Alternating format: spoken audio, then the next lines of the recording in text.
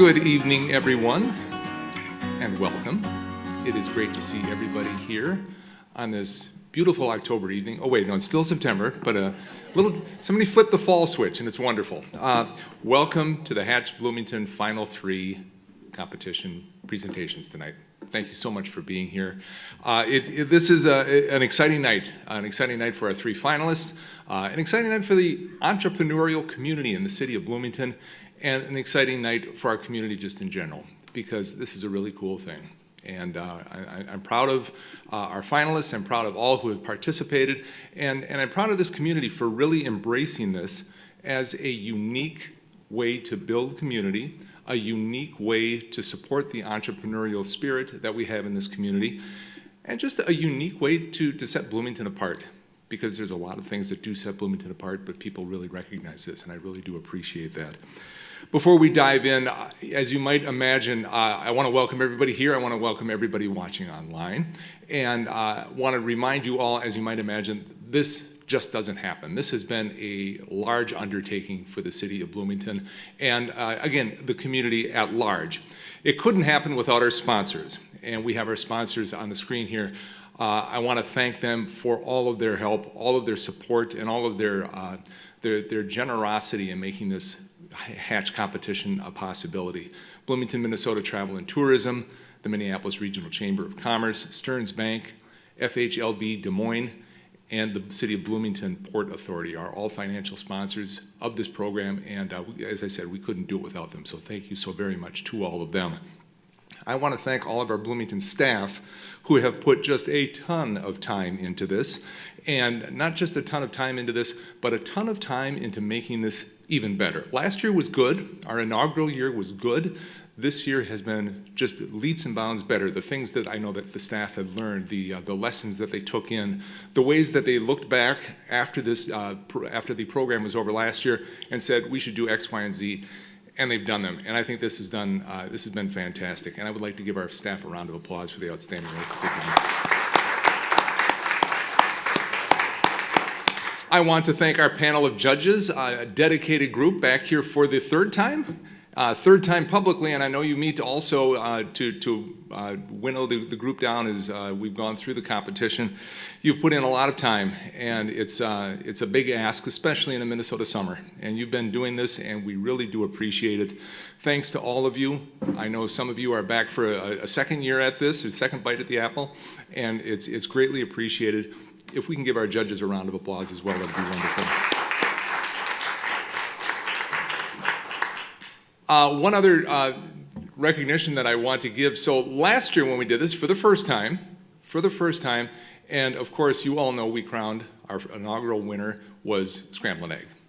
And when they won, I took our friends from Scramblin' Egg aside and I said specifically to them, you are now ambassadors. You have got to be an ambassador for Bloomington, for the Hatch program, for everything that we do, and our friends at Hatch Bloomington have knocked it out of the park. They have been fantastic, working, doing media appearances, talking up the program, and they are represented here tonight. Let's congratulate our friends from Hatch from Scramblin' Egg once again. And finally, I want to give a huge shout out to our 3 finalists, to Bookmother, to Nunaa, West African Cuisine, and Twin City Streetwear. Congratulations on making it this far. Outstanding work, and what an outstanding culmination of, I'm sure, a dream for you. Things that have been bouncing around in your head for years, what you could do and how you could possibly do it, and here's the possibility of doing it. And without getting too trite and saying, you know, it's an honor just to be nominated. It is, in fact, an honor just to get to the final 3 here. And one of you will win, but I hope all 3 of you, even the 2 that don't necessarily win, I hope you've learned, I hope you're taking away lessons, and I hope you're taking away experience that will help you make this a reality, make your dream a reality, and the resources that have been available to you give you the resources and the knowledge that you need to make your dream a success. So let's give our 3 finalists a round of applause and congratulate them on making it this far. We have, as I said, our final presentations tonight. And of course, there are details. And of course, they don't trust me with details. So that's not my role. I'm going to turn it over to Kathy Hadeen, our interim city manager, who is going to, I think you're the MC tonight as well, are you not? Very good. And she's going to lead us through everything. Thank you all so very much for being here. Enjoy, and best of luck to all of our competitors.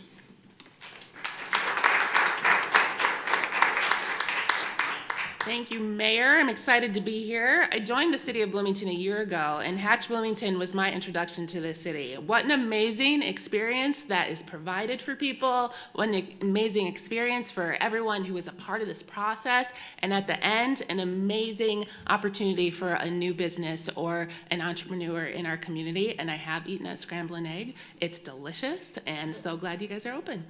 All right, so our event overview tonight, each of the contestants will have 30 minutes. They will have up to 15 minutes to provide their pitch. The remaining time will be between the contestant and between the judges. And then we'll have just a minute or so of transition as we move on to the next contestant. All right. Public voting is now open. You can either take your phone out and you can scan this code up here on the screen. If you're online, you can also go to hatchbloomington.com/vote to vote. And each of the recordings of all three of the pitches tonight will be posted later this evening. You all have one vote per person, that is, and public voting will be open until 11:59 p.m. Tuesday, September 9th. So, how exciting. If you already know who you're excited about, go ahead and start voting. Otherwise, enjoy the pitches tonight and then vote. All right, I guess we're gonna say let the games begin. Our first contestant can come on in. We're going to welcome up here to the podium, Bookmother. Congratulations.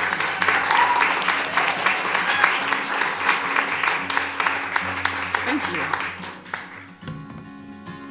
What's everybody's favorite is the cookie. I'm okay with it as long as I know where it's going. Let's see. There we go. All right.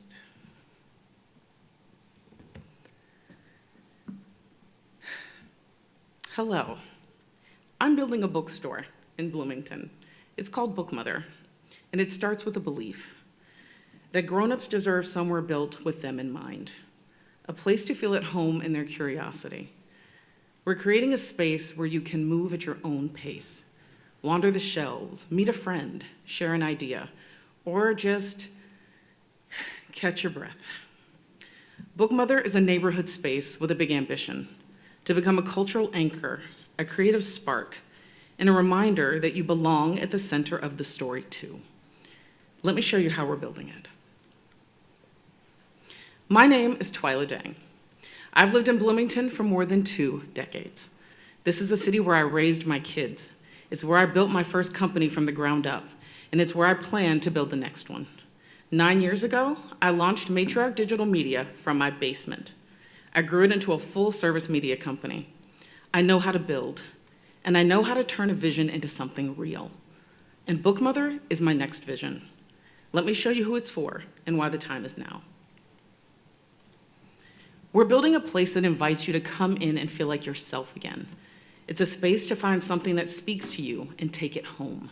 A book that opens your mind, a gift that makes someone feel seen, a treat that reminds you to savor the moment. This is a retail space with a point of view. We're curating books, goods, and experiences with care because we believe buying something should feel good, like claiming a little more of the life you want. We know who this is for: creatives, book lovers, lifelong learners, people making space for themselves and looking for places that make space for them too. And we're building it right here, where it's needed most. Bloomington is the 4th largest city in Minnesota and one of the only metro communities of its size without an independent bookstore. That's not a gap, that's an opportunity. 98th and Lyndale is the right home for Bookmother. It's a neighborhood with walkable density, established new housing, strong transit access, and a growing mix of small businesses. And the industry numbers back us up. Independent bookstores are growing with a 20% increase in new bookstores nationwide post-COVID. Women ages 30 to 55 are the top book buyers in the US. And they're seeking spaces of connection, not just retail. And bookstores that function as cultural hubs outperform their peers in foot traffic and per square foot revenue. I didn't choose Bloomington because it's convenient. I chose it because it's home. I understand this city, its pockets of quiet pride, and its potential that too often gets overlooked. This city is accessible, it's diverse, and it's deeply in need of more creative, intentional third spaces. Our bookstore is rooted here, but it's designed to serve the whole metro.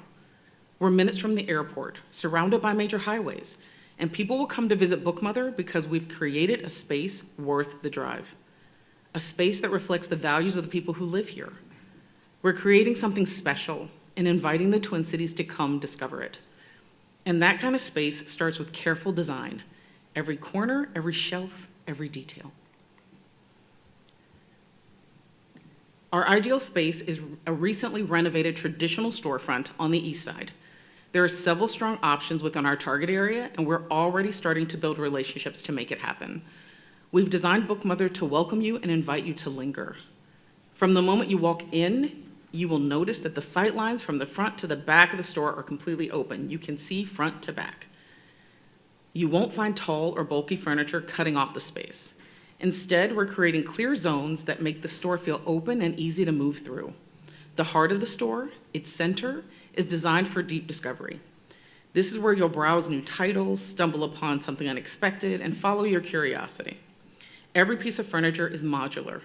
That means you can change the layout as you need for events, community gatherings, or just to create new energy in the space. The store's design also features warm earth tones, soft lighting, and grab-and-go snacks to make it easier to get comfortable and tuck into a good book. When it comes to what we put on the shelves, we're just as thoughtful. We'll be sourcing our books from Ingram, one of the publishing industry's leading distributors. This helps us keep inventory manageable and efficient, and that's especially important in our first years in business. We'll also use a distributor for independent publishing with a focus on Minnesota-based titles, because amplifying local voices matters to us. For what the industry calls sidelines, you know, the fun extras you find in a store, candles, journals, gifts, we'll source those from Fair, a leading distributor, while reserving a percentage of the inventory for local women-owned vendors. We'll also install tall perimeter bookshelves along the walls to maximize vertical space, while keeping the center of the store light and flexible. And everything, from layout to installation, is being reviewed in partnership with the city to ensure that we meet the highest safety standards. We want anyone who walks into Bookmother to feel welcome, supported, and safe. And what about marketing? Well, marketing isn't just promotion, it's community building. And Bookmother won't quietly open and hope for foot traffic. We've spent years building trusted digital media platforms at Matriarch. Through award-winning podcasts, vibrant newsletters, deep community relationships, and strong local and national press relationships. We're going to make sure Bookmother is on everyone's lips when the doors open. The Bookmother podcast and newsletter will share our origin story in real time, with behind-the-scenes updates, book and author features, and spotlights on our rich local literary community. Our earned media strategy focuses on human interest stories, entrepreneurial grit, and women-led innovation, positioning Bookmother as a cultural case study in how to build belonging. We'll also keep the public engaged through paid advertising campaigns with focused storytelling, discovery, and shareable moments. We're not starting from zero. We're starting from culture. Before we open our doors, Bookmother will already be earning money. We'll generate early revenue through the bookshop.org affiliate program, which allows us to operate like a bookstore online. We'll also drive income through the podcast and newsletter with ads, sponsorships, and affiliate product sales. But our most ambitious and most meaningful idea is the Founding Reader Membership. This program is designed to foster deep loyalty and seed our launch capital. Founding Readers don't just join a bookstore, they shape it. It's a one-time opportunity for a lifetime membership, offered at $125. Each Founding Reader receives exclusive branded merchandise, early access to pre-orders and events, and a $1 discount on every in-store purchase for life. It's a low-friction, high-loyalty offer, and the very first step toward building a community of long-haul supporters. This isn't a pre-sale, it's legacy building, one book at a time. So how does that translate to actual dollars and cents? Let's talk about the money. A few things have changed since the last time we saw each other. Our rent quote shifted up, and we adjusted our 3-year financial projections to reflect that our first year of brick and mortar sales only covers 6 months of operation. Here's what that means in real numbers. In year 1, that's $53,000 in revenue, negative $85,000 in net income, and $3,000 positive cash on hand at the end of the year. In year 2, we'll have $256,000 in revenue, with a negative $4,000 net income and a negative $16,000 in cash on hand. And in year 3, we'll have $420,000 in revenue, $73,000 in net income, and $51,000 in cash on hand. So in year 1, we're focused on getting open, getting known, and building real momentum. The net loss, it includes the intentional spend of the Hatch grant to cover our startup investment. And we're still ending the year with cash on hand. Year 2 is where traction kicks in. We're running at full speed for the first time. Revenue jumps nearly 5 times, but we're just about breaking even, right on schedule. By year 3, the business hits its stride. We cross $400,000 in revenue. We return a healthy margin, and we hold over $50,000 in cash. Prove that we're not just sustaining, we're growing. And these numbers aren't wishful thinking. They're built from real data, conservative estimates, and a grounded understanding of how independent bookstores grow when they're designed right. We've done the planning, the pricing, the dreaming, and the due diligence. We know exactly what it will take to open our doors, and we've accounted for every penny. Here's how we'll use the Hatch Award. We've estimated $79,000 in direct startup cost, with $18,000 to secure the space, $20,000 in book inventory, $7,000 to outfit the store with additional merchandise, $15,000 to cover our furnishings, $5,000 that sets up our point of sale and tech systems, another $5,000 to develop our digital media assets, $3,000 goes toward building our website and online storefront, which gives us national reach, $6,000 covers administrative fees, legal, permits, accounting to be compliant from day 1. $5,000 ensures we're fully insured. And we're holding the rest as part of our working capital to give us a confident financial runway. This is what it means to be ready. As for the future, our bookstore isn't the finish line. It's the first chapter. Bookmother will grow, first across the Twin Cities and then beyond, bringing curated third space bookstores to neighborhoods that need them. But our voice won't stay local. Our podcast and newsletter will build a national following, and we'll work to become a leading voice in how bookstores show up as cultural anchors and retail spaces. And then we'll bring it all home. We're launching a national book event right here in Bloomington, a celebration of readers, writers, and book culture that puts our city on the literary map. We're not just opening a store, we're building a brand. I've said it before, Bookmother is more than a store, it's a signal that Bloomington is ready to be seen not just as a place to pass through, but as a place to stay, gather, and grow. Everything we've shared is about building something meaningful, magnetic, and lasting. We're not filling a gap, we're offering a gift, a cultural heartbeat that's rooted in books and people and in this city's future. This is our moment to build something lasting, something rooted, something unmistakably ours. Bookmother is a vital third space that feeds the cultural, emotional, and intellectual life of this city. In a world that's isolating and loud, we're making a space that's calm, smart, joyful, and deeply local. We know how to build it, we know who it's for, and we know it will thrive. Help us give Bloomington something it doesn't have yet, but absolutely deserves. Thank you for the opportunity. Thank you for your time. Thank you for listening. And most of all, thank you to every single one of my family, friends, loved ones, colleagues, community members, and kind souls who have cheered this dream on out loud and in quiet moments. Every word of encouragement, every shared post, every helping hand, every "you got this, girl." It all built Bookmother before we ever unlocked a door. Your belief has been the blueprint, your support is the scaffolding, and your love will be in the walls. Thank you for walking with me. And thank you from the bottom of my heart for supporting Bookmother.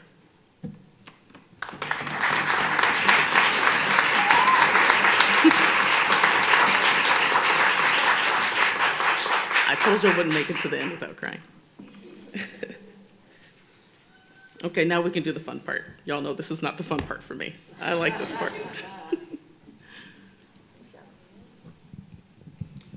I'll start. Thank you for sharing all that and sharing your story. What about how, I want to hear about your journey to opening a bookstore, wanting to own a bookstore. So what about your journey led you here, basically? That's just a simple question. Honestly, I've always loved to read. I was reading at 3 years old, sticking my face into the newspaper when my grandma figured out I might need glasses because I can't see. And books have always been the thing that sustained me when we moved around. I was born in Detroit. My dad was a auto worker, lost his job. Was a steel worker in Pittsburgh, lost his job. Wound up in Virginia where we found some stability, but that meant I did a lot of moving around and like having to start again. And books were always there. The library was one of the only places my mother trusted me to go. So we could walk from our house to the library, pick up the community phone and call her and say, we're at the library. And that would be how I spent every weekend. And I've been very fortunate that my children love reading as much as I do, my friends and family love reading as much as I do, and it's just become more and more a part of our life over time. I even volunteer in ways that support reading. So when this finally came up, I think I tried very hard to talk myself out of it a couple times. I actually almost bought a bookstore a couple years ago. And the idea wouldn't turn me loose. And I thought, if I'm going to build something else, why wouldn't I build it where I live? And why wouldn't I build the thing I love the most, which is reading? So that led to this. Okay. Well, I do. Oh, you want me to? Okay, all right. More of a logistics question. So you talked about the distributors you're working with books. Mm-hmm. I think last time you mentioned that book prices are set, so you don't have a lot of say in that. Yes. Is there a sense of like the margin you would get per book though? Like, is that, obviously it's set in stone, but do you know like how many books you need to sell to reach a certain, like to get your goals essentially? So essentially, individual books are priced out at, well, and because we're using Ingram, the pricing is a little bit different. So with Ingram, because they are basically a wholesaler and they have everybody's books in one place, we're not making individual relationships with individual companies. We're not going directly to Penguin, or we're going through Ingram. That means that the price of a book is a little bit higher, and we're going to get a little bit less back. So it's about 50-50. 50% is what we're going to pay. In terms of how many sales it takes to get what where we're trying to go, honestly, that number kind of fluctuates. If we're on a given month, we're hoping to have at least 8 purchases a day on just book content. If we can stick with 8 purchases a day at the average cost across the range of our books, by 30 days, we should be in solid form. We know there are certain times a year where that number skyrockets, where we're going to be ordering more inventory, but we should be having more sales. Basically, November and December are the Super Bowl. Those numbers we can't even calculate. Every time we talk to somebody locally in the market, they'll say something like, oh, I sold 3,000 books in that month. Somebody will say, oh, in December, I sold 8,000 books. It's like, what are you talking about? So we're trying to make sure that we keep as realistic of an idea as possible of what goes in every month, what goes out every month, and then understanding that likely, because we live in Minnesota, November, December will be great because it's Christmas, and maybe February and March will be terrible because nobody wants to go outside. Or, well, actually, I should probably say January, February, because that's actually more realistic. But in terms of the return on those things, we're basically coming in at, we pay 50%, and if we can get that 50% back and then add a few other things on top of it, we should be in pretty good shape.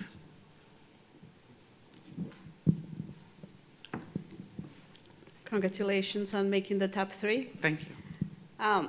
Every business have risks and potential risks. Have you looked at what's the risks or potential risk that is attached to your business?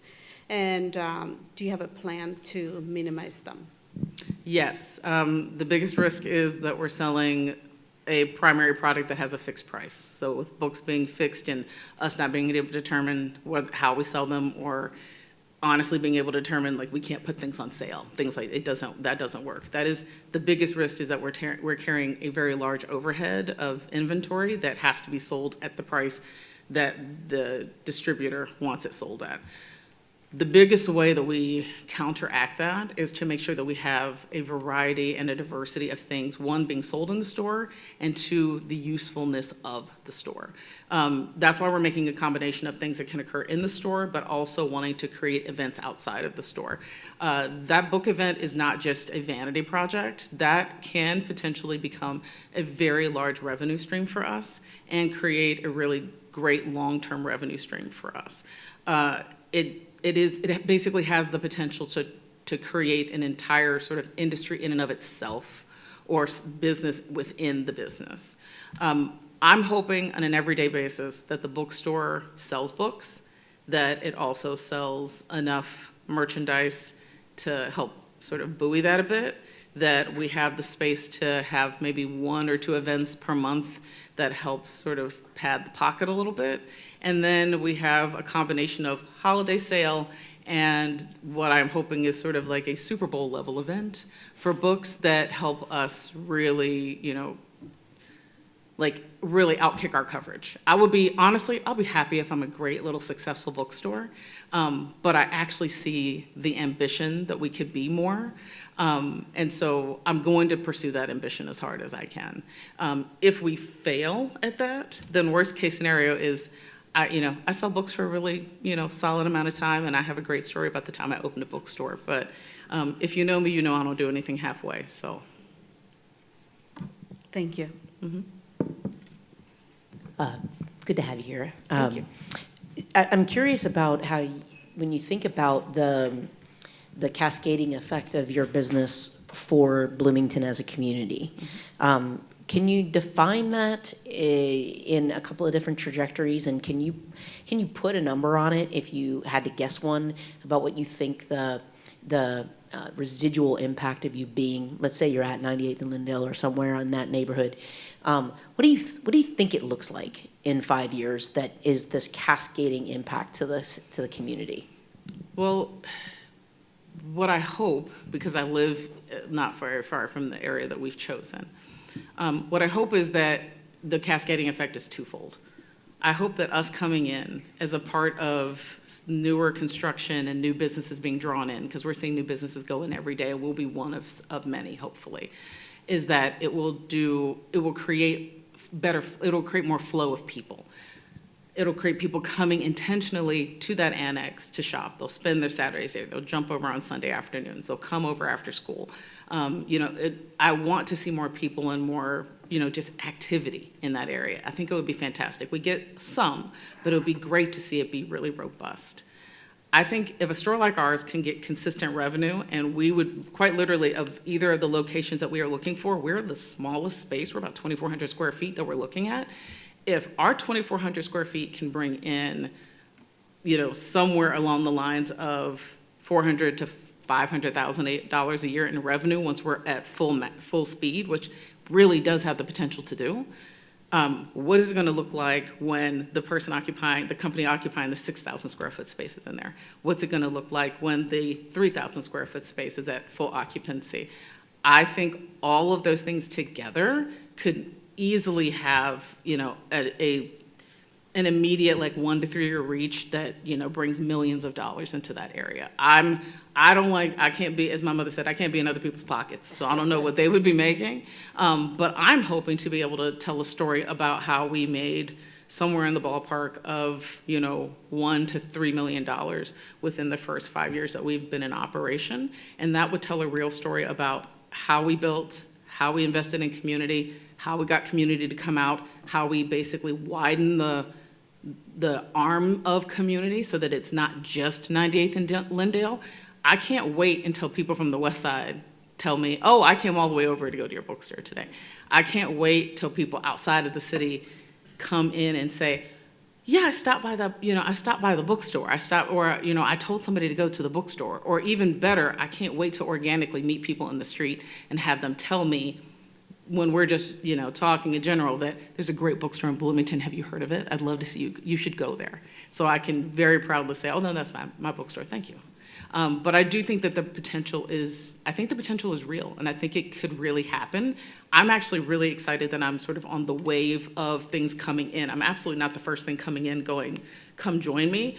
I'm walking around, and my daughter will tell you, I drive over there once a week and just walk around.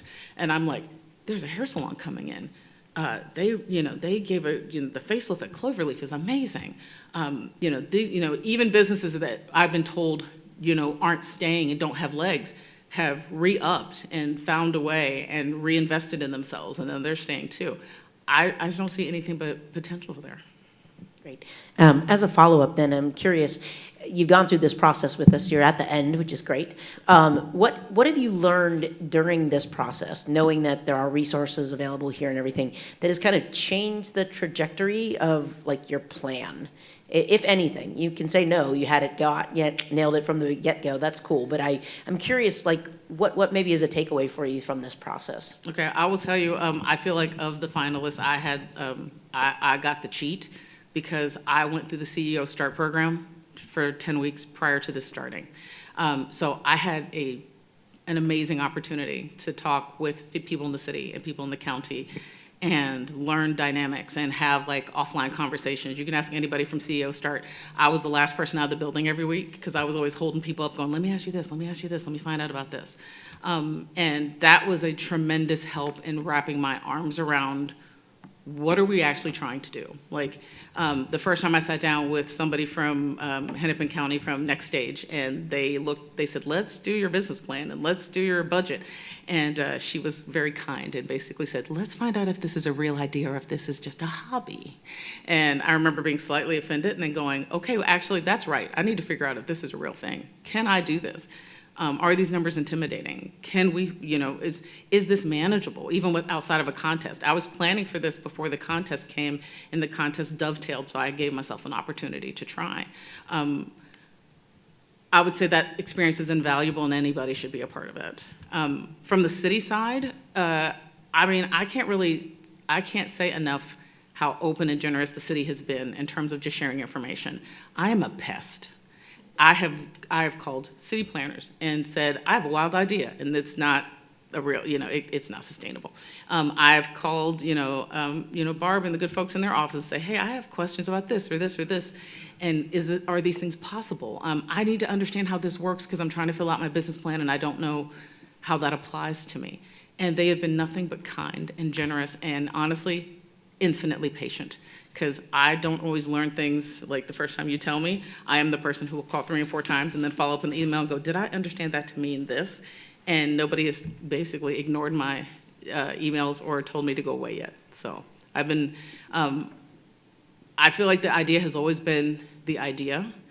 The opportunity to work with the city and to work with the county to learn about it and to learn about the infrastructure of it has made it stronger, better, and honestly, achievable.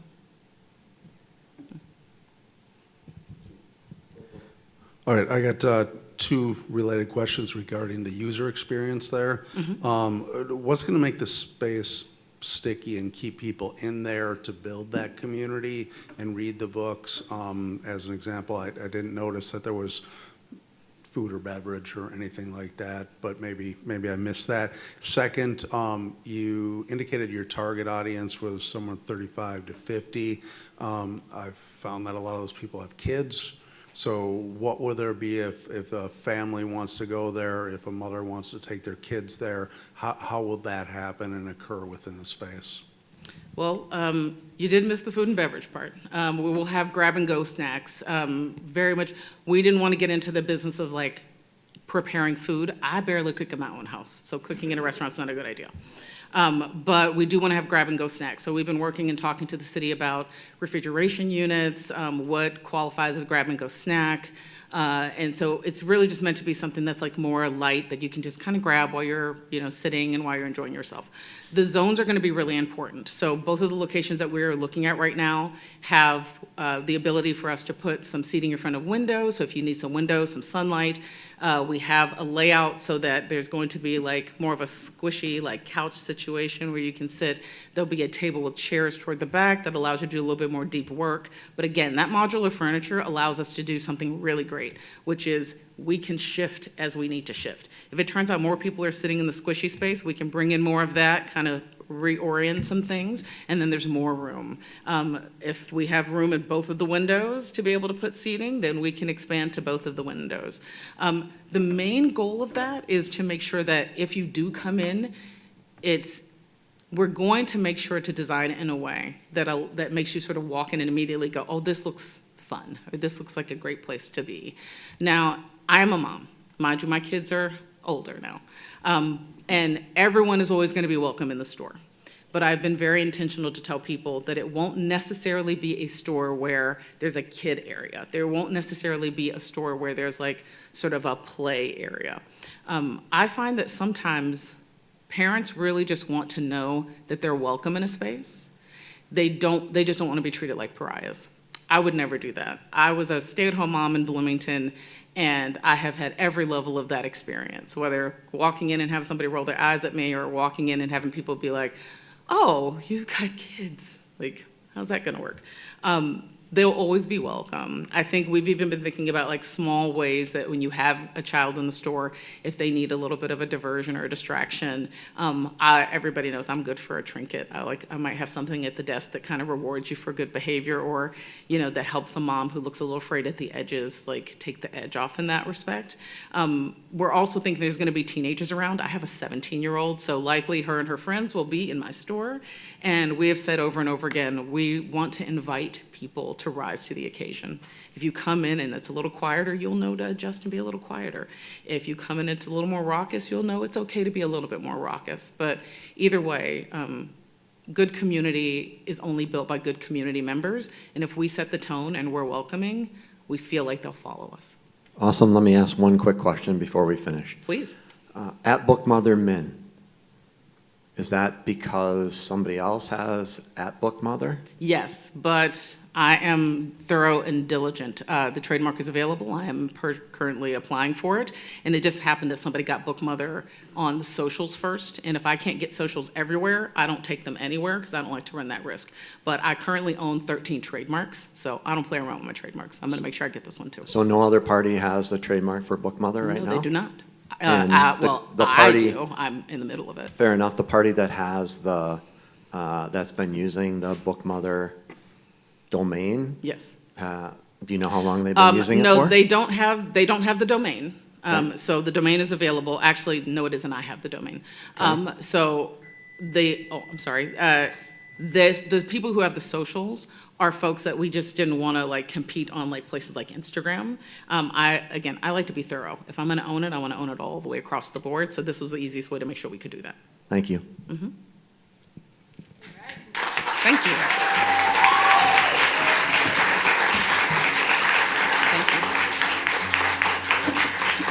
Thank you to our first pitch of the night for Bookmother. Congratulations. We'll just take a minute for some transition time and judges to finish up your scoring.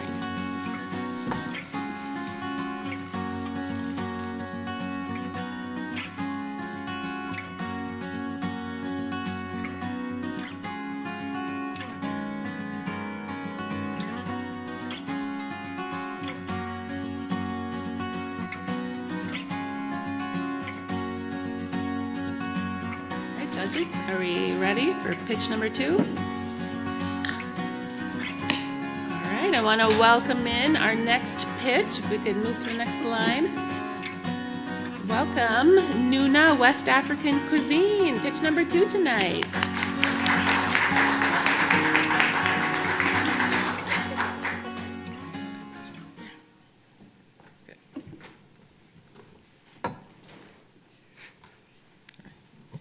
Hello everyone. I hope you're having a good evening. Okay, I'll begin while my mother begins passing around tonight's delicious dinner. Already, as we may be aware from the last pitch, Nunaa is fulfilling several of these different portions here that represent a need for a niche that we have here in the city. We have a high percentage of foreign-born residents in Minnesota, capping at 13.9%, which does constitute partly of African immigrants, as we have discussed before. We are also home to the MSP Airport and Mall of America, which are two top tourist attractions and largest shopping and entertainment complex in North America. We also have a diverse and thriving food scene with global cuisines such as Indian, Mexican, Swedish, Scandinavian, Brazilian, Afghan, to name quite a few. But as you can see from that list, we don't have any African restaurants in this city. And this is our solution. The solution is actually sitting right in front of you on your tables. We're introducing Nunaa West African Cuisine, which aims to offer authentic African cuisine through catering and takeout, and also by offering retail African products to really experience and indulge yourself in the African experience. We aim to fill this cultural and culinary gap by offering traditional African dishes made with heart and heritage, a curated selection of African spices, sauces, fabrics, and art, and a warm, inviting space that feels like home away from home. It's gonna be more than a restaurant, actually. It's gonna be a vibrant hub that fosters cultural appreciation, community connection, and inclusivity. It's also going to attract African immigrants, visitors from nearby cities, and Americans who value diverse cultures and seek to experience something new that they've never had for the first time. And finally, we aim to celebrate and share the richness of African heritage with everyone.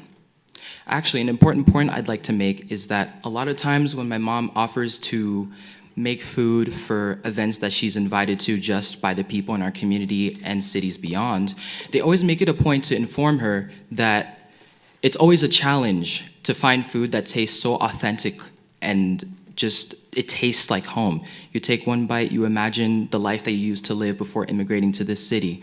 And you imagine maybe like your grandmother making you this dish, your mother, maybe your neighbor down the street. And that's the feeling that we aim to cultivate in this space, whether it's through taking a bite of that food or having a conversation with my mother or my father or even me. That's the connection that we aim to bring to this city, and we full-heartedly believe that we'll be able to fulfill that niche with a physical retail space that my mother would manage. We've also identified some economic impacts on the city of Bloomington thanks to the help of our business consultant and also other resources provided by the city. We've seen that our involvement in the city would help create local jobs in food preparation, delivery, retail, and customer service, not only just in our restaurant, but then also in other places that be connected to us, whether that's through connecting with local producers of let's say like produce, like tomatoes and herbs and rice and all of those things.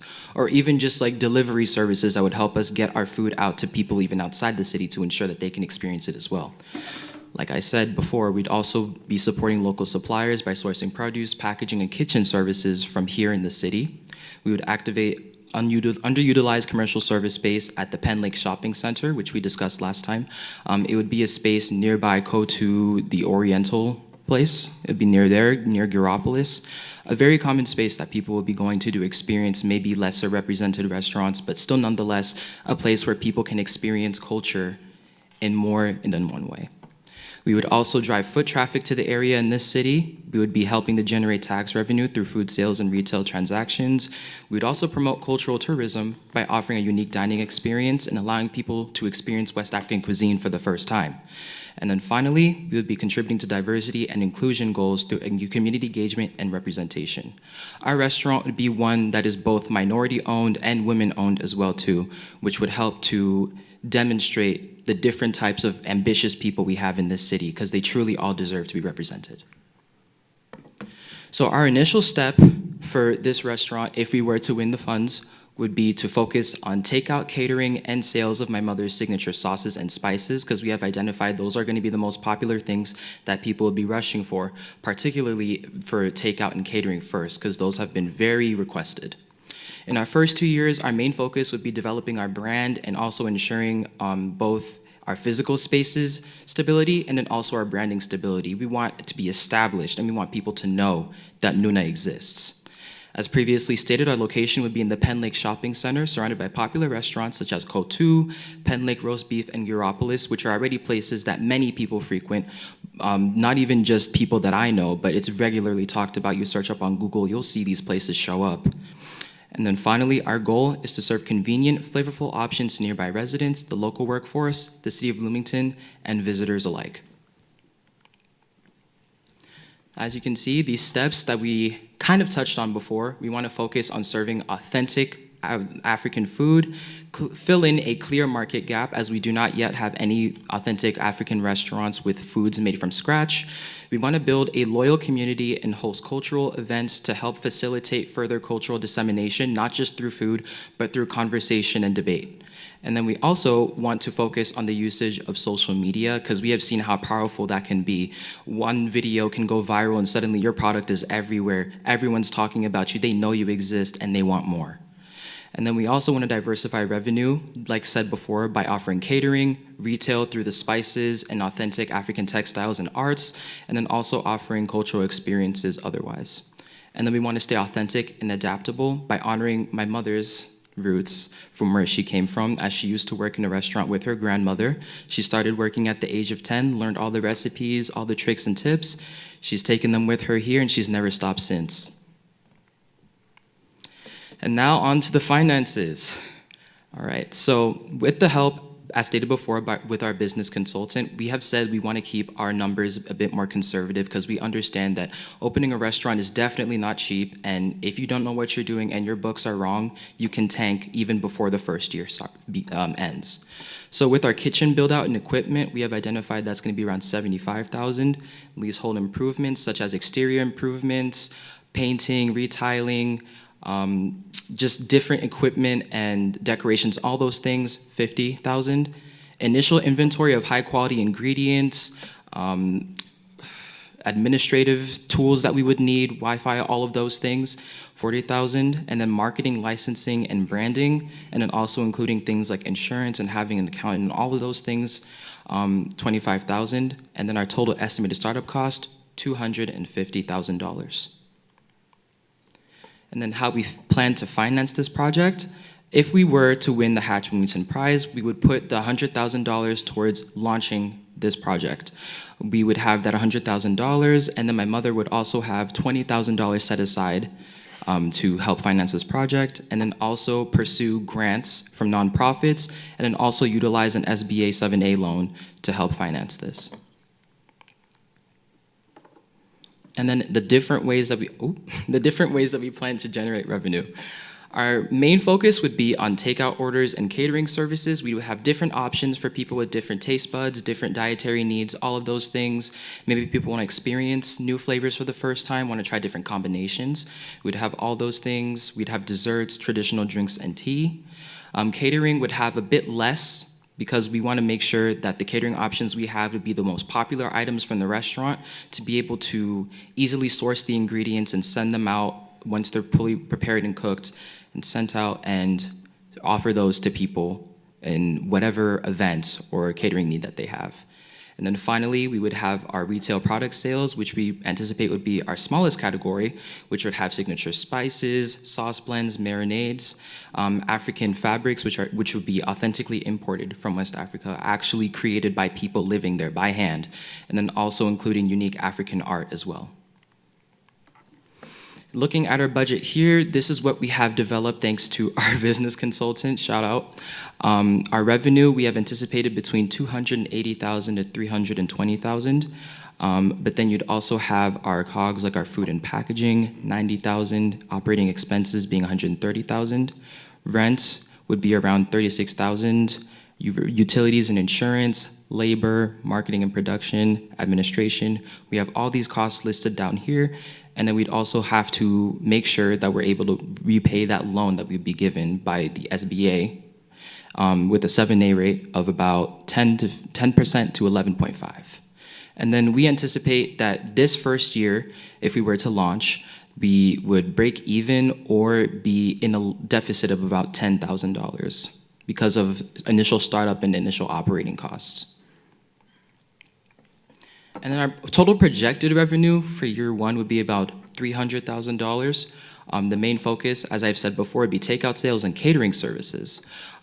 We, for example, in takeout would be mainly focused on daily lunch and dinner orders via walk-ins, phone, and delivery apps. The delivery apps would come later because we also understand that those also come with a fee and can also impact the way that we keep up with our funding and ensuring that we have enough money to cover everything we need to pay for. But with an average order value of $18 with 30 orders per day, which could be multiple orders from a single person or 30 different individuals, operating at 310 days out of the year, we anticipate that would be around $167,400, which would be a very big chunk of where our revenue could come from. And then catering services, we anticipate we'd have around 3 per month, with average event sizes being around 50 to 100 people, with the average catering order value being $850,000, which would all multiply out to be $30,600.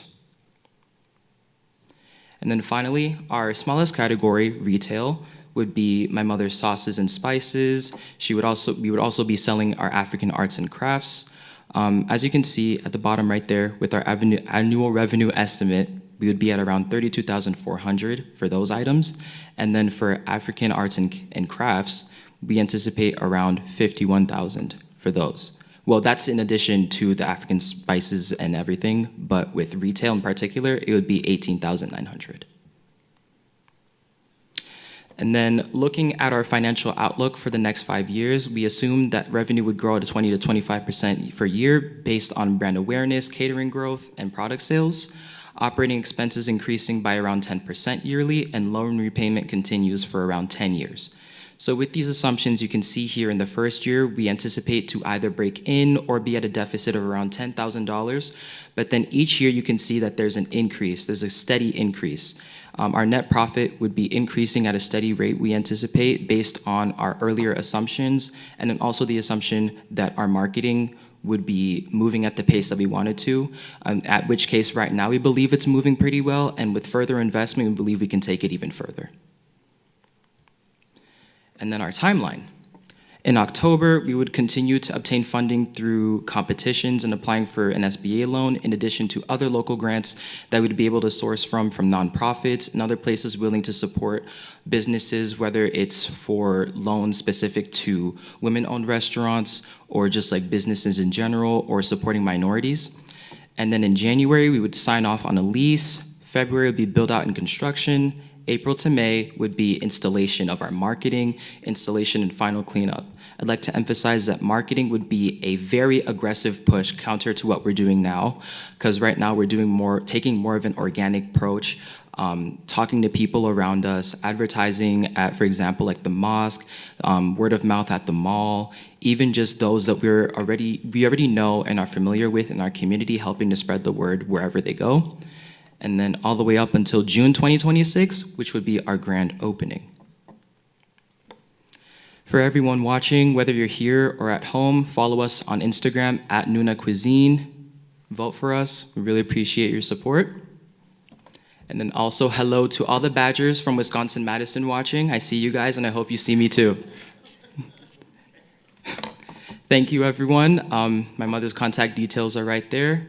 Raisa Pascaline Laban at 612-298-7825. We also have our info email right up there. And then we also have our website, www.thenunaa.com, which was actually helped build based on one of the resources provided to us by Elevate Hennepin through JLB Media, which we are eternally thankful for. Thank you.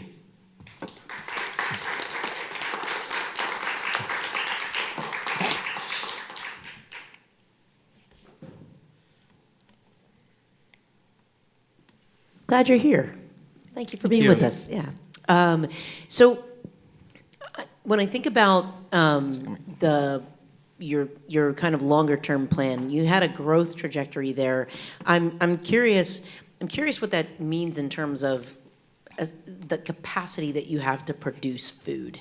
And I mean that, one, because obviously you're here as a cook, as a chef, that carries its own cachet. Lots of times it ends up, being great. Maybe there's a James Beard in the world for you or whatever. But I mean, most of the time that becomes almost, I don't want to call it a bottleneck, but it can become a limiting factor. So I'm curious about your plan. Should you grow, how you're planning to execute that operationally. And as a part of that, you mentioned 30 orders a day, 310 days, $18. Great, I understand, seems reasonable. What happens if you get to 60 or 90? Like, what are your plans? How are you gonna make that much food, I guess, is what I'm trying to get to. Like, help me understand how you expect to grow. Okay, so we do have a slide missing from this, but that one was including the staff that be working there. So initially, because we don't anticipate a big boom of customers, it would be my mother mainly being the one to cook, and then my father and I would be involved in various different tasks around the restaurant. We would also have a couple of part-time people who would help us to, I guess, sustain the workload that my mother would have to be working on. This was actually a conversation I had to have with her and then also our business consultant, because we were trying to inform her that, well, yes, it's true that her grandmother was able to take on that workload and sustainably cook for so many people, because some of the dishes that you make can be easy to make in bulk. The important part to recognize is that that's not going to happen all the time. There will be times that there are lunch rushes, or a lot of people see the same ad at the same time, and they're all thinking, hey, let's go to Nunaa for dinner. I want to try a new African spot. I want to try some fufu or jollof rice or something like that. And for my mother to be able to sustain that, we've talked about having culinary assistants, for example, to help support her, whether she needs a specific vegetable to be prepped or something, or someone to help her create a stew. There would be recipes that she would have that they would follow to ensure consistency, but also speed and ease of access for the food to be created.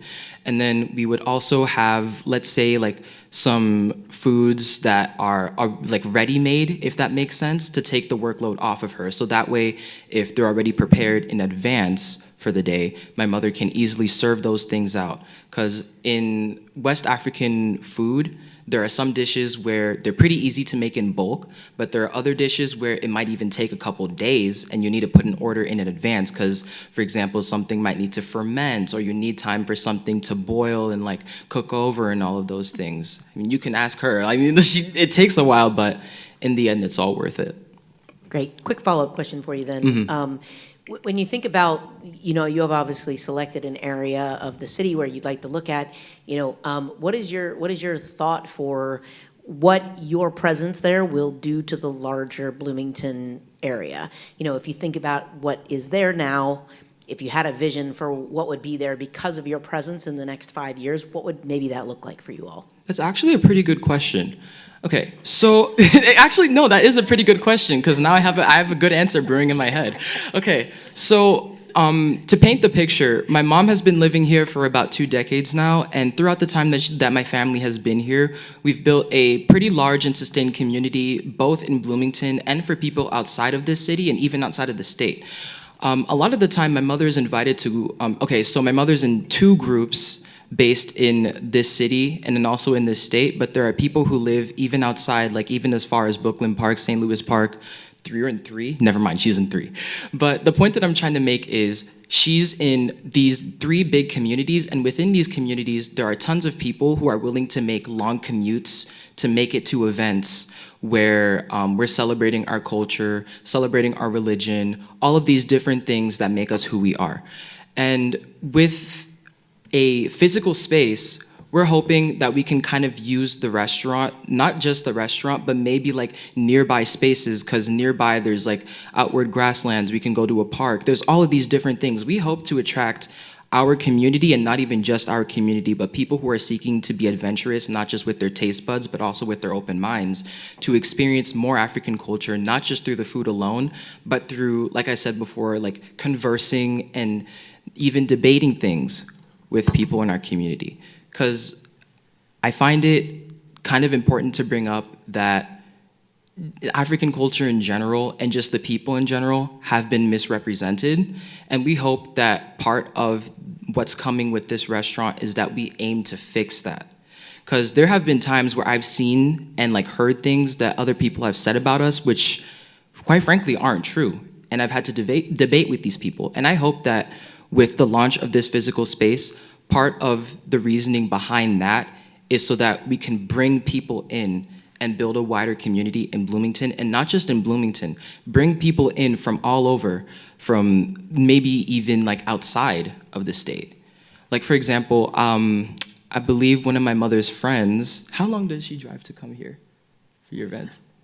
I'm trying to remember her name. Okay, I can't remember her name, I'm so sorry. But sometimes she'll drive even like 3 or 4 hours just to make it to a place that we're having an event, like a graduation party, or like maybe we're celebrating Eid or Ramadan or something like that, and it's iftar night. She'll drive hours just to like eat with us and have dinner, because the food that my mom makes can be pretty tough to prepare on your own if you don't know what you're doing and you have a job and you have kids. So having my mother as a ready resource to come and experience home again while also having a familiar face and friends to talk to, we want to bring that to the entire city, because not many people outside of our community know what my mother can bring to this city, and that's another thing we want to do. We want to expose that to this entire city, and we hope to do that not just with the physical space, but with our brand altogether. Because we are very family first, and we want to expand that family and bring in everyone from everywhere to experience that. So along those lines, if you're going to focus on those outside the community, how do you do that? If someone's curious, but they're a little bit trepidatious because they're like, I don't know where to start, I don't know what to do, I'm not familiar with this. How do you market to them? Because it feels like, to me, that's a tremendous upside opportunity. Okay. For example, there could be like, you know how like, for example, when you go to like Sam's Club or like Costco, they'll have like those little stands where like there's sample items for food. My mother would plan to do something kind of similar to what she did for you guys actually, where there would be like smaller samples of food where people can experience them and taste them, while also having a very descriptive description of the food, what's in it, how it's prepared, and then also provide like little tidbits about how my mom learned how to make it. Because the very important part about getting people to experience and taste this food is to know what goes into it and how it's made. Because if it were me and I wasn't raised the way that I was raised, I would want to know how my food is made and what goes into it, and just like how hardworking my mom is to be able to make this thing to give to other people, just to be exposed to criticism. And so having opportunities for sampling, but then also opportunities for event collaboration for my mom to bring those things to people to experience them. And not only that, but then also getting involved with local religious communities. Like for example, I mentioned before Ramadan and Eid. A lot of the time, our local mosque likes to hand things out, like little goodie bags and things like that. My mom could get involved with that and also offer little samples to the local community to try out the food and get them interested in joining our community. Or even then, she could also collaborate with the local schools as well if they would allow that. A good example I can think of is also the farmers market.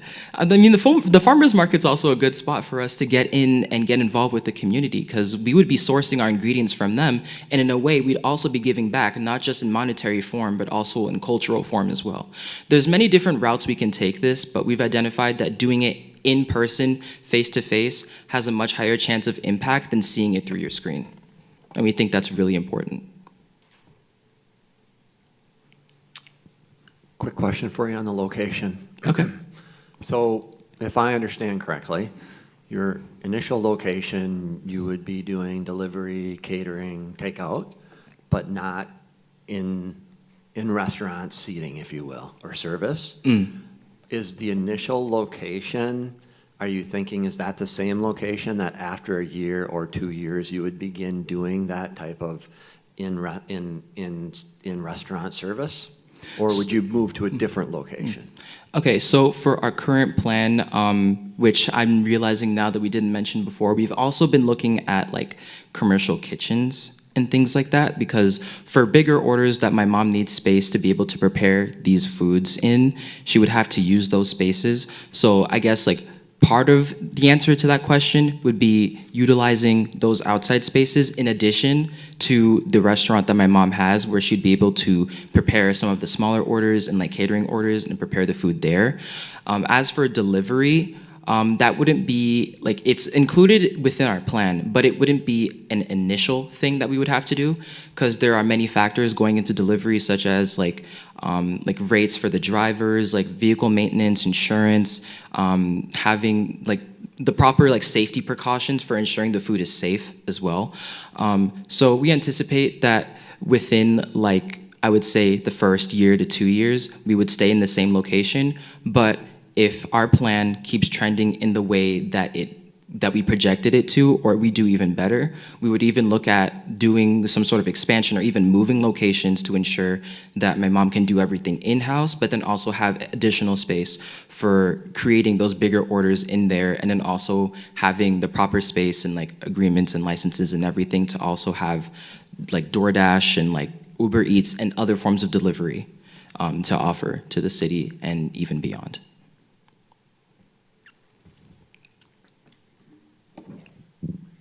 I guess I just want to make a comment. Delicious food, by the way. Congratulations. Compliments for the being chef. here. That's all I have to say. Thank you, merci beaucoup. Nothing you want to add? Yeah, I was gonna say, it's hard to have questions. We've seen you guys so many times now, so it's like, all the questions have been asked, but you guys did a good job. Thank you so much. I'll go ahead and ask one more just because it came to me. The average lifespan of a restaurant is around 6 years. Yeah.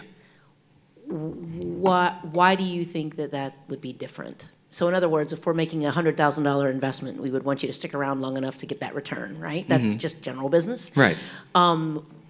But 4 to 5 years is the average. I mean, not very many restaurants make it past that point for lots of reasons. It's not a failure so much as like you don't want to do it anymore. That's fair enough. What's your counterbalance? Like, what's your counter argument to my saying, I don't want to invest in this because it won't be here 5 years from now? What would you tell me if I said that to you? What would you say back to me? Another good question. You know what? That's a good thing. And the food is great. I love Thank thinking. you. Okay. My question to you in response to that, I think, would just be, if it weren't my mother, who would you ask if you wanted to get a fresh plate of jollof rice complete with garnished vegetables, like seared goat, like grilled fish with special sauce? Who would you ask? Who do you know in your community that could do that? I agree with you. Right. I'm just asking if 5 Yes. years can I ask that same question and she'll be around, or she'll be like, deuces, I'm out. Like, that's what I'm asking, right? Right. But yes, But, today yeah. I 100% understand that. I ate it myself and I loved it. Right. If you don't want to do this 5 years from now, for whatever reason, obviously, if I can be blunt, you as the son have been very much involved. You're younger. Maybe you want to go do something else. Like, Right. there's lots of things that can change. What I'm trying to get to is what are you thinking about in terms of the longevity of the brand and the longevity of the cultural creation you're doing that may have to outlast the two of you? And can you talk about what you think that looks like, knowing that none of us can predict the future? Yeah, right. As I mentioned before, since we would want to get our, brand of Nunaa West African cuisine involved in our community, I guess it would be more of just in a way, solidifying our presence, if that makes sense. Because since we have such a conservative plan for how we want to do things, like, for example, maybe even having to consider ex-naying some of the retail options in favor of moving some of that investment more towards the food creation and development, because we really want this to work, we have thought about how, like I said, solidifying our brand is really important to us. And part of that could mean just scaling down to ensure the longevity of this project. Because even when I think about how rare it is to be able to source this kind of food from our city, like you said, there is a real chance that it could end up failing, even if there is a niche that we're fulfilling that has demand that we're asking for. We recognize that that's very real. And for my mom in particular, like cooking has been her passion. She's been doing it for as long as she's been alive, basically. And so I guess, like, although I'm speaking on behalf of my mother, I don't fully know her plans. I've just been helping to facilitate them, also with the help of our business consultant. But I think in the long run, my mother focusing on her culinary skills while also being able to like bring and foster that sense of home, not just to our community, but to the people beyond that, would be our main focus through collaborating with the groups that she's in and even reaching out and maybe even being able to volunteer as well. Yeah. Thank you so much, guys. Go Badgers!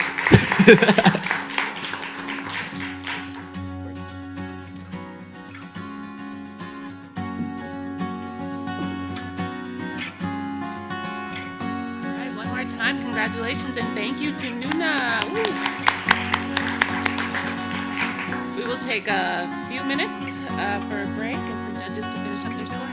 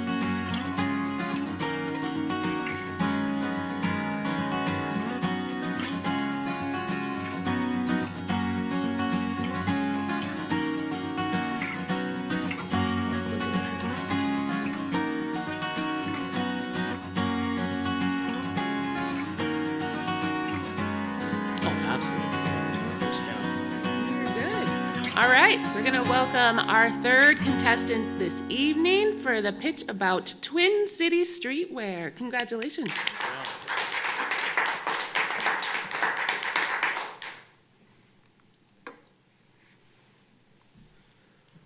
Hello, once again, judges.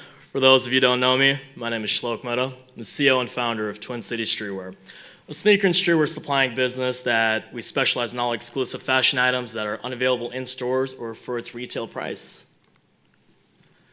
All right, so Twin City Streetwear has been in business for the last 6 years, and we are finally ready to open up our first storefront. Over the last 6 years, we've done over $1 million in sales. We've averaged thousands of sales per year and have gotten hundreds of 5-star reviews, and all of those numbers keep consistently growing. We've established a lot of trust and gained a lot of recognition through customers, big clients, and social media. We've tried our best to put our name out there as much as possible and just be on the spotlight for the community. Now, in a business like this, something that sets us apart is that we have something for everyone. It doesn't matter what your situation is, we will serve you and we will give you our A1 service no matter what. These sneakers and clothing items can get pricey. So we also offer payment plans and trade-in options so we're able to satisfy all of our customer needs because there's nothing more important than our customer satisfaction. Right now, we operate entirely from home. And while we've made this work, it's not sustainable at this scale, and in order to grow, it's crucial we get into a storefront right away. At the moment, we have no physical store for people to just walk in. Every sale has to be arranged manually through online, Instagram DMs, text, social media, our website, or any other platform. And the thing with individual meetups is it's very time consuming, it's inconsistent, and honestly doesn't reflect the level of professionalism that this business strives to achieve. We're not able to serve multiple people at once that want to buy or sell, and because we don't have a place where people could just drop in. We don't have set daily times where people could just come in. We've outgrown the home setup, and we need real space to really scale Twin City Streetwear. Now, my aim is to simply become the best. I want to become the best sneaker supplying store in Minnesota, and there could be no better place to open our first store other than the heart of Bloomington. I want to create a space that brings people together, a place that's built on trust, the sneaker culture, and the sneaker community. A place where people know they're getting authentic products, where they can walk in, talk about sneakers, trade in their items, not feel left out in any way, or feel like they belong, and even if they're new to the sneaker industry. I want to grow Twin City Streetwear into the go-to destination in Minnesota for sneakerheads, resellers, collectors, or anyone who just wants to express themselves through what they wear. I want to give younger kids a place to hang out, be inspired, and maybe even get started with their own hustle, just like I did when I was a freshman in high school. Now, this is way more than just a business to me. For me, this is a movement, and this storefront is a huge foundation and very first step into making sure every household here knows what Twin City Streetwear is. Now, the problem is we are running everything from home, and honestly, it is holding back business significantly. There's limited space, so we can't properly display our inventory the way we want. Sneakers are stacked up in boxes, clothes are stored in bins. It's hard to show customers everything we have in one place. Because we don't have a physical storefront, we can't handle walk-in traffic or serve multiple clients at once, and everything is appointment-based or through social media, which means we can only do one meetup at a time. These meetups can be time-consuming, inefficient, and sometimes lead to cancellations or no-shows. And during this time, I might be missing out on other buyers, sellers, trades, or just any other opportunity. There's also no way to create those impulse purchases that happen when people just walk in, browse, and find something unexpected, or to build that in-person community feel that comes with having a real store. Now, the storefront will give us exactly what we need to take Twin City Streetwear to the next level. First, it gives us the space to actually display our inventory the right way. Sneakers all across the walls, clothes on racks, accessories in glass cases, just like real proper storefront. People will be able to walk in, shop, buy on the spot, no more scheduling meetups or having to work around different times, no more delays, everything will be instant and accessible. With a store, we can serve 10 times as more customers daily. We can help multiple people at once, buyouts, trades, consignments, everything happening all at the same time. It gives buyers and sellers a safe, consistent, and reliable place to do business, and that trust is probably the most important aspect in the sneaker industry.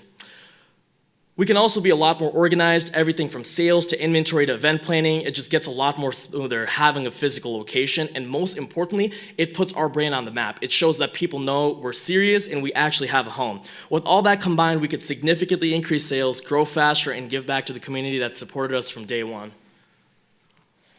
Now, the location we are targeting is 3800 West Old Shakopee Road, Unit 10625, right here in Bloomington next to Chipotle. It is a 1,528 square foot retail space. It is move-in ready, perfect for what we need, and it's got concrete floors, high ceilings, which gives it a modern urban feel, something that just fits perfectly with our sneaker and streetwear vibe. It includes a restroom, a rear hallway, a storage and utility room, plus a built-in office in the back, which is huge for keeping business side of things organized, whether it's inventory, consignment, or just event planning. There's signage available on both sides, front and back of the building, so we'll have visibility from multiple angles, and that means more foot traffic and brand exposure. It's also an inline space with other established retail stores, so we're not tucked away or hidden. It's a shopping area where people could just, people are already going. It means we could start drawing attention from day one. Overall, it checks every single box, and it is the perfect spot for Twin City Streetwear to have its first storefront. Here's a deeper look at the numbers behind the location. Like I mentioned before, the space is 1,528 square feet. It's a clean, open layout with high ceilings, all the essentials already built in. It's move-in ready, which helps us avoid a big build-out cost. The base lease is $20 per square foot, which comes out to about $30,560 per year, around $2,547 per month. In addition, there's also a common area maintenance charge that covers property taxes, building maintenance, snow removal, shared utilities, etc. And that is at $16 per square foot, which is about $24,448 annually, about $2,037 per month. So in total, we're looking at just under $55,000 per year, or about $4,584 per month in fixed lease costs. That's competitive for the Bloomington area, especially for a retail spot with this much potential. The location is also prime. It's near other retail stores, restaurants, heavily trafficked roads. It gives us visibility and walk-in potential. It's affordable, functional, and sets us up for long-term success.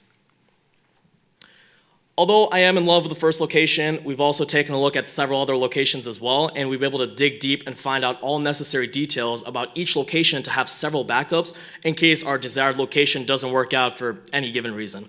All locations that I've taken a look at fit well within the budget, and Twin City Streetwear would be able to operate well within any of these locations. This is the vision right here. Just a few months from now, Twin City Streetwear can look like this, a vibrant and welcoming store where there's over 1,000 inventory items displayed just everywhere. You'll see exclusive items everywhere. You'll see the whole store will look very appealing, and it will not only bring in a lot of foot traffic, but will also be a spot where people can just, want to spend time at or just hang out at. We want people to walk in and immediately feel the vibe. Huge sneaker walls, exclusive streetwear, accessories, music playing, events happening. It'll just be more than a store, it's going to be an experience. This will be a space where people can buy, sell, trade, consign, or just hang out. No matter the person, whether it's a kid wanting to buy his first pair of Jordans or a parent wanting to buy their child a first pair of shoes, we want every single person to feel comfortable and welcome at Twin City Streetwear. Now, for our growth plan, in year one, the focus is very simple. We're going to open the first Bloomington storefront on Old Shakopee. We're going to have steady sales every month. We're going to grow our business name, and by month 12 of opening, our goal is that everyone around the area knows who we are. We will grow our brand awareness locally. We're going to host regular sneaker events, do weekly drops, many collaborations, and just consistent new inventory all the time. From a marketing standpoint, we're going to double down on everything that's already worked. Social media, paid ads, influencer collabs, and just consistent content to create traffic flowing into the store, which to our benefit, we already have over 160,000 followers across our social media, which is just tons of engagement daily already. By year 2 to 3, we're going to start expanding. Not only will we have more apparel and accessories, we're going to focus on higher volume for inventory and sales, and we're going to begin the groundwork for our second location, which I am hoping will be the Mall of America. As far as revenue, our first year, we aim to do $350,000, followed by $400,000 the second year and $450,000 the third year. However, these numbers are an underestimate in my opinion, as we look to clear all three numbers. Now, here's how we plan to allocate the $100,000 from Hatch to bring Twin City Streetwear to life. $50,000 is going to go towards the lease. This covers almost the whole entire first lease, base rent plus camp fees for our top choice location in Bloomington. From there, $10,000 is going to be dedicated towards store build out. This is where we're going to transform the unit into a clean, functional sneaker and streetwear spot. I know that seems very low, but we already have exact quotes that will fit well within that budget, thanks to our connections and relationships with contractors and other stores. Now, until the store is ready for production, $5,000 of that is going to go into marketing, where we're going to run targeted social media ads, have influencers and artists promote us, host a launch event, and just use content from our events to keep engagement high. The goal is to drive a lot of foot traffic right when we open and turn our existing followers into in-store buyers.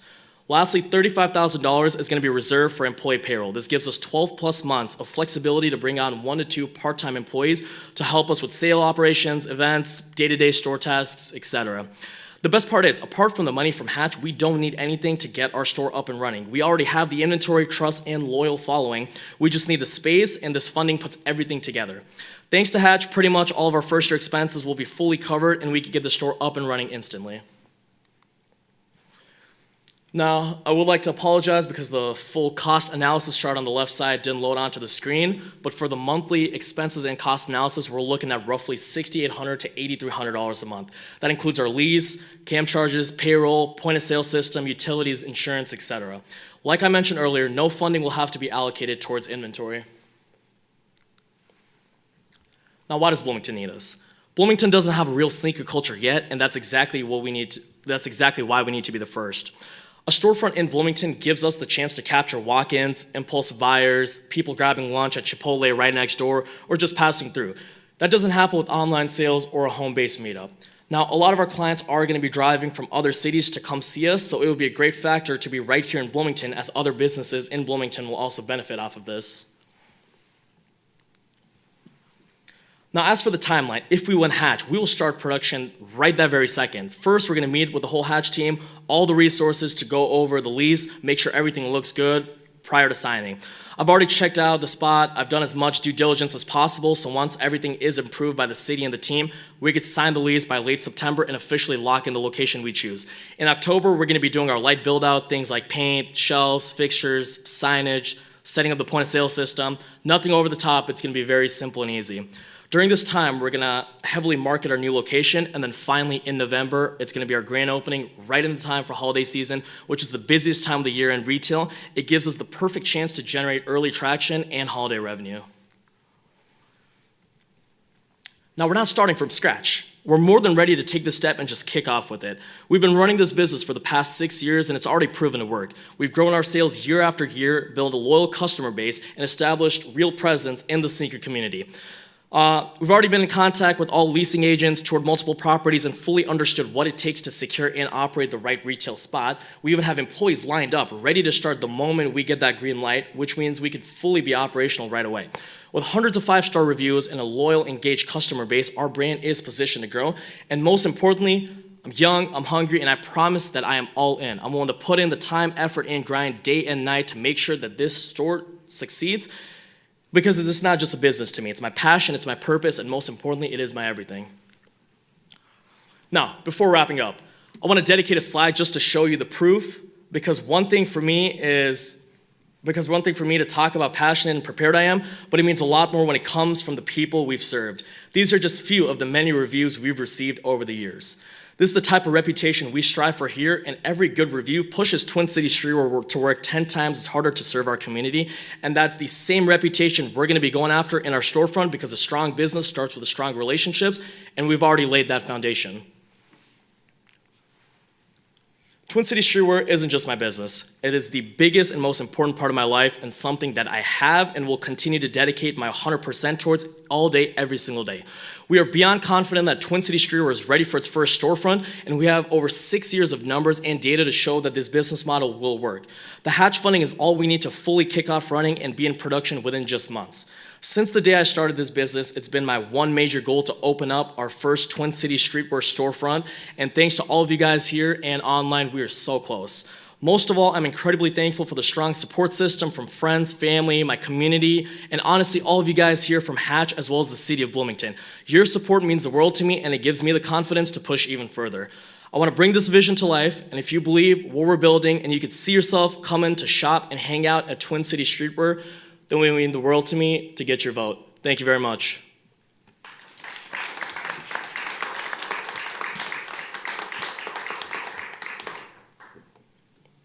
I've got a couple questions. Yes, sir. So competitors, tell me about your competitors. Yeah, so I guess the biggest and main competitor in my eyes is Third Degree Heat, which is at the Mall of America currently. However, I've mentioned this with the last few pitch competitions where they are only doing brand new shoes. All their items are almost double the prices of what market price is, and they just conduct business in a very certain way. For us, our whole pitch right here is, and how we stand out, we're all inclusive, you know, we're here for everyone, and we serve everyone with the same utmost respect. So it doesn't matter how much money you have. We got brand new shoes, we got used shoes, we got all sizes for toddlers, kids, literally everyone, we serve everyone. So I do think that we stand apart from Third Degree Heat too, even being here in Bloomington. Got it. Will you still do your online sales when you open up your brick and mortar? Yes, sir, absolutely. The best part about the online sales is it just kind of goes on. I already have a website and, you know, everything kind of set, so someone could just place an order. I'll get a little notification, and then I just go and ship that product. So it's very simple, and I think our online sales are gonna heavily increase as well once we do have an established storefront, because it just builds an extra level of trust that, hey, we're not just gonna go anywhere, we're right here in Bloomington. Do you have enough employees to cover both the online sales as well as the store? Absolutely, sir. The best part is, you know, not only am I all in, I also have my parents who are completely all in, who are gonna dedicate as many hours as it takes to be there with me, to like launch this store and be there for me. But apart from that, I already have 1 to 2 employees that are, you know, just ready to lock it in and get going. They've already helped me over the years with like sneaker events and any inventory needs or anything I've needed. So I know that as far as employees and the help, I am fully ready, and we can handle as many sales as we can get. One last question. Yes, sir. Timeline. So am I to understand that you could be up and running in a location in 2 months? Absolutely, sir. I'm beyond confident. Perfect, thank you. I have a quick question. So you know right now you're shipping product around the country, right, versus the meetups. What's the percentage there? Everything, is everything Between shipped? online and Yeah, is everything local. shipped pretty much from the website? No, sir. So I'd say I do a lot more local meetups than online shipping. Online, it'll just be, I mean, anytime someone orders from either Instagram who's out of state or through the website, I'll just go ahead and ship that. But my main focus is, locally and serving the local customers. Okay. What's the split there? I guess what I'm The getting split, at is I'd want to say it's around 40-60%. 40% local, 60% local, 40% 6% online. local, and then within 50-mile radius or so. I mean, generally speaking, I guess what I'm getting at is Yeah. if your best, returning customers in Des Moines, is he or she going to come to the store or just keep going online? Yeah, I mean, as far as our local customers, they're coming from all over the place, People are coming from an hour, 2 hours away. Just yesterday, I had someone drive from Rochester, so that's, I believe, an hour and a half, 2-hour drive from here. So, I mean, I think if we have a store, most definitely people are going to make the drive to come to Twin City Streetwear. And then how do you plan on cultivating the new consumer? And by that I mean, Bill Belichick came out to coach, UNC in retro Jordans, and he's 73 years old.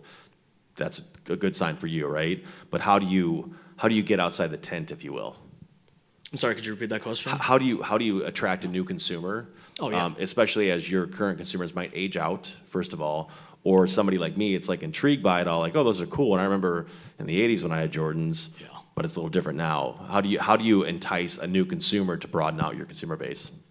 A lot of it is word of mouth. That's why we do heavily, market ourselves to having like a good 5-star reputation, because say a customer gets treated well, they're going to tell all their friends and everyone about it, then they're going to come shop with me. But apart from that, we are going to rely a lot on the foot traffic with the location. That's kind of one of the major reasons why I chose the location I did, because of how many people are just going to be walking in and out, seeing the location. But the best part is we already have a really large following online. And once we get into an actual location, with like paid ads, with marketing that, just making content all the time, I think that's going to be our leading factor into getting new customers into the store. And for our online sales as well, of course. Congratulations on making the top 3. Thank you very much. Question for you is that, so you're focusing on the Twin Cities, right? Yes. So what's your plan in expansion? Because you're projecting that your business will grow and then hopefully go nationwide. What's the plan for that? Yeah, absolutely. So like I kind of mentioned in like long-term plan, I want to start off on the old Shakopee location. And then once I do feel that I'm ready, I do want to move to the Mall of America, because I think that's probably in the Midwest the best location I could be at, especially for the kind of business I'm running. But apart from that, I haven't really looked into any other states or cities just yet, because I want to truly focus on Minnesota, because the name is Twin City Streetwear. We want to focus and make our home base right here. But then, I mean, the next step would kind of be places like Chicago or somewhere in Wisconsin, just like, other major cities apart from the Twin Cities, Thank you. of course. A quick question. You indicated that you believe that you'd have 10 times more customers initially. Absolutely. Do you have access to the product, to the inventory, without trouble to serve that? And then as you expand, is that product inventory available to you to meet those needs? To like serve as like have enough inventory to serve? Yeah. Yes, sir. I could get 100, 200 pairs of shoes within 1 hour if I make a call. Everything is, I could stack up the store as soon as possible. That's the best part. Over the last 6 years, I've already established those connections with other stores and other big distributors who can access me to all these pairs. So it will never be an issue having empty shelves or not having something for anyone. And then in terms of expansion, have you considered other related products, or do you plan to just stick primarily to the shoes? So our main product that we do is shoes, and the best part about the shoes is there's hundreds of thousands of different variants. So, constantly, anytime you probably come into the store, you're going to see something different. Apart from that, we also do clothing. That includes everything from t-shirts to pants. All these are exclusive items, so anything you won't be able to just find in stores. So any designer items, you're going to see like backpacks, keychains, wallets, quite literally anything you could think of. But we also have about 20, 25 different Twin City Streetwear clothing items. So like crew necks, quarter zips, jackets, all of that. So we're kind of going to throw that into the store as well and just have a little separate section for our own apparel. I know SneakerCon is coming this weekend. Are you going to buy shoes? I am waiting till October 4th because we have SneakerCon Minneapolis coming in. Yeah, So yeah, that's why I was curious. Oh, yes, ma'am. I'll be vending there. We'll have a couple tables, and we're going to be buying a lot of pairs of shoes Yeah, there. okay. I wasn't sure if it was in September or October. I think it was September last year. Good, okay. So yeah, I'm kind of curious, what's the impact of that type of a function on this business? Like, if you thought about it, would you expect that there would be people at that convention 5 years from now who would also be coming to your store? Absolutely, ma'am. The best part is, the sneaker community is just growing day by day, especially here in the Twin Cities. And so, anytime an event like SneakerCon does happen, businesses like mine just are booming. It is awesome because people are coming in literally nationwide from all other states. These are big clients, and it's just, once I get the store up and running, having these types of events is going to greatly impact and help our business. Curious how you're thinking about that so looking at I know that section of town that you're thinking about, I'm trying to understand how you're going to actually have an event there.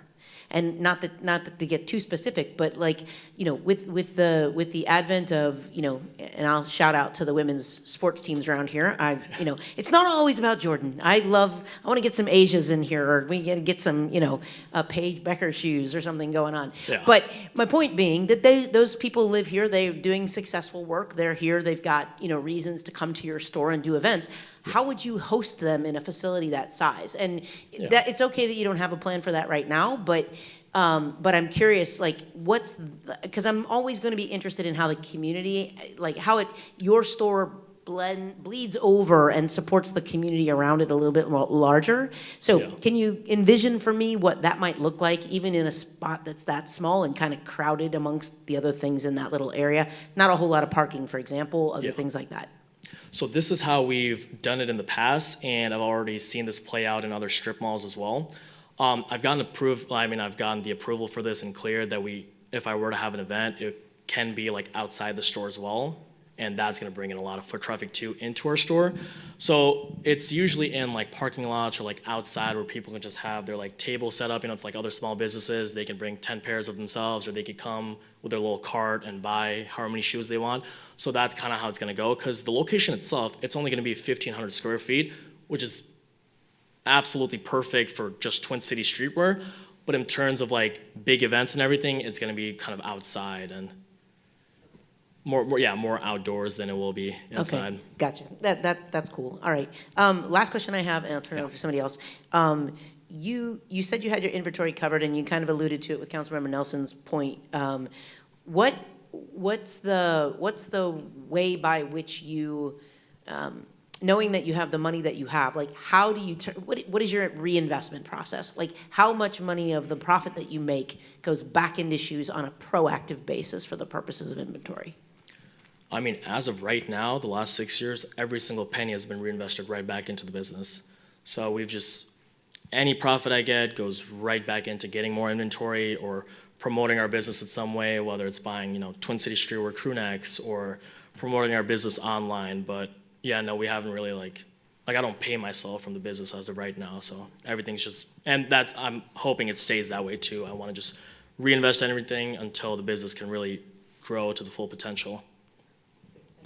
Is there a chance that your brand is affected because you're becoming brick and mortar, because you're becoming a little bit more sophisticated? I guess there's a great book called Treasure Hunter where basically the more you chase a product and track it down, you have a connection to that, right? Yeah. So are there people who are going to be like, he sold out, he's got brick and mortar, now he's not online anymore? Meaning there are some stores or pop-up restaurants or pop-ups that's when you discover it, you've got a connection to it, and that builds that relationship. Yeah. Now that it's going to be easier for people to access what you're doing, does that turn some of your loyalists away?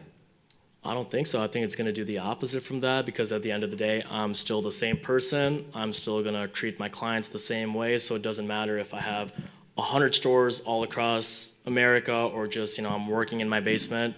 as far as the relationship between me and the customers, I really do think it's going to be the same way, and I don't think a store is going to affect that in any way. Question. In terms of hours of operation, so how would you imagine like how many hours a day will be open, what days of the week will be open, and what would be most like, what would be best for business, I guess? Best for the business usually ends up either being on the weekends, of course, or after work, so like between 5 and 8 o'clock. During the day in general is a little slow with a business like this, or I'd say any business really. But I mean, we'd have to just comply with like hours within the strip mall and just kind of see how that goes. And then from there, kind of position it in a way that works best with our business. So I think that would kind of just take a couple months to really realize those trends and understand what works best for us. And then we can prioritize like those hours more by having maybe one more staff during that time, or kind of figure out how we want to navigate towards our business based off of which hours are more popular and where we need more people and when we don't. And then in terms of like the events you mentioned, Yes, sir. just give me a sense of what like I'm just out of the loop. I don't even know what a daily drop is. Like, so you just explain what kind of events you'd be hosting and stuff like that. Yeah, absolutely. So like the main events that we already currently do, I have this thing called the 612 Sneaker Swap, right? So we'll just have random pop-up events. Right now we currently do it in a parking lot on Robert Street. I make a little flyer, post about it. A bunch of vendors from, an hour, 2 hours away, some from either out of state, just drive over, pack a bunch of shoes in their car, their truck, display all their items, and it just really helps out the small businesses that aren't able to generate sales or have that platform, because we do have a really good following on all social media. We also have a big Facebook group that I started, which has a couple thousand members and everything, which are all local sneaker community heads, I guess. So I mean, with channels like that, it really does help smaller businesses generate sales and just meet other small businesses as well within the area. So that's kind of the main event we have. But apart from that, we're also going to be doing collaborations. We already do collaborations with say artists, athletes, up and coming or big. We just try to network with as many people as possible and just kind of introduce them to like Twin City Streetwear. So that's kind of going to be something going on as well at Twin City Streetwear. So it's like I've seen videos of like Stefan Diggs would stop by, like that kind Ideally. of thing. Yeah. That would be ideal. I would love that. So just quickly on your investment. Yes, sir. The initial investment to get open. I'm not sure I'm sold on your numbers. Yes, sir. Assuming that the numbers are low and you need additional funds to get open, where does that money come from?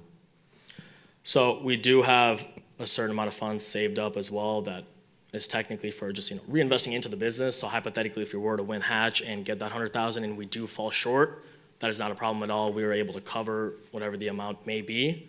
But other than that, just from we're not going to need to get loans or anything, because I do have access to more funds just through other peers, which I don't think we would need. We would be able to cover everything. But worst case scenario, if it does get to that point, then we can get that sorted out right away without having to resort to something like a loan or outside funding, really. Perfect. Thank you. Thank you.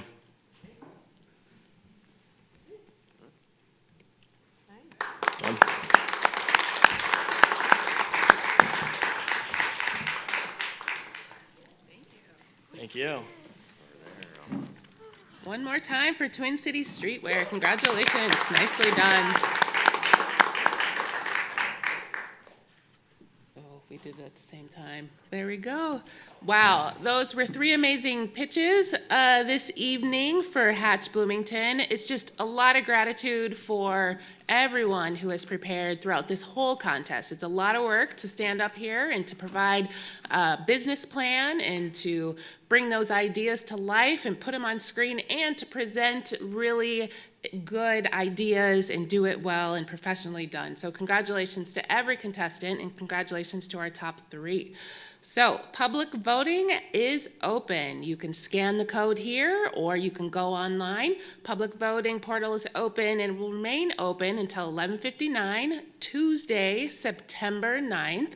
Again, you can scan the QR code. You can also go to hatchbloomington.com/vote.